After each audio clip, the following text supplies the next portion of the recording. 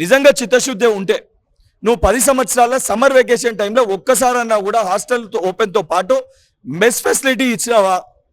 ఈరోజు గౌరవ తెలంగాణ రాష్ట్ర ముఖ్యమంత్రి రేవంత్ రెడ్డి గారు కాంపిటేటివ్ ఎగ్జామ్స్కి విద్యార్థులు ప్రిపేర్ అవుతుర్రు. ఏదైతే సంబంధించి వారికి మధ్యాహ్నం భోజనాన్ని కూడా అందించాలి, వెకేషన్ టైంలో కూడా అందిస్తే వారు చదువుకోనికి వారికి సమయం వృధా కాకుండా ఉంటుంది.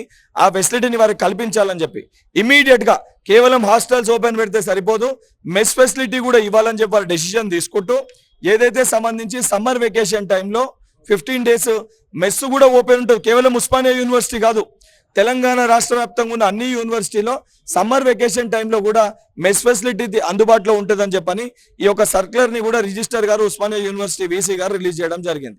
ఇది ప్రభుత్వానికి విద్యార్థుల పట్ల యువకుల పట్ల ఉన్న ఒక చిత్తశుద్ధి. ఇవన్నిటినీ పక్కన పెట్టి రాజకీయ లబ్ధి కోసము ఏదైతే గద్ద దిగిపోయినాక అయ్యో నా కొడుకు నేను ముఖ్యమంత్రి చేసుకోలేకపోయినానే, అయ్యో నా బిడ్డ పోయి తిహార్ జైల్లో ఉందే అని చెప్పని మళ్ళీ నీ కుటుంబం కోసం ఈరోజు విద్యార్థులని యువకులని అడ్డం పెట్టుకొని లేనిది ఉన్నట్టుగా చూపించి యువకులని రెచ్చగొట్టి రాజకీయ లబ్ధి పొందుదామని కల్వకుంట్ల చంద్రశేఖరరావు గారు ప్రయత్నిస్తున్నారు. 10 సంవత్సరాలు నీ చేతిలో మోసపోయినాం, 10 సంవత్సరాలు మమ్మల్ని మోసం చేసినాం. ఈరోజు మా ప్రభుత్వం ఏర్పడ్డది, ప్రజాప్రభుత్వం ఏర్పడ్డది, విద్యార్థుల యువకుల సమస్యలు పరిష్కరించే వ్యక్తి ముఖ్యమంత్రిగా ఉన్నారు. ఇటువంటి ఒక ముఖ్యమంత్రి గారి గురించి తప్పుడు ప్రచారం చేస్తే ఊరుకునేది లేదు, సహించేది లేదు. నిజంగా నువ్వు అన్న మాటలకి నువ్వు కట్టుబడి ఉంటే 24 గంటలు ఆ రోజు మేము వచ్చే ప్రయత్నం చేస్తే మా పైన అక్రమ కేసులు పెట్టి మమ్మల్ని జైల్లో పెట్టినావు.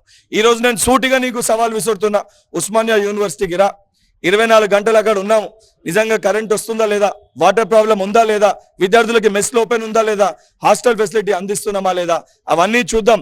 ఈ 4 మేము అందిస్తే తెలంగాణ సమాజానికి మా రాష్ట్ర ముఖ్యమంత్రి గారికి బహిరంగ క్షమాపణ నువ్వు చెప్పాలి.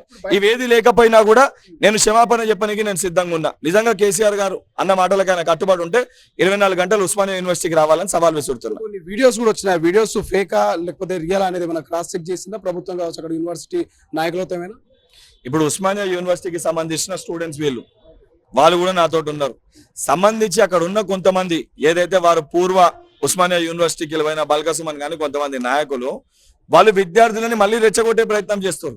10 సంవత్సరాలు ఏ రోజు కూడా వీరు రాలే. కొంతమంది సంబంధించిన విద్యార్థులని మిస్లీడ్ చేస్తారు.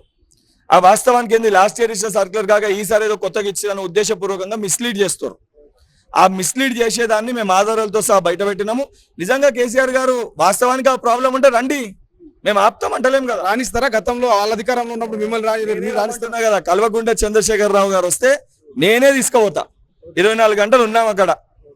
నువ్వు అరెస్ట్ చేసినావు కదా నన్ను.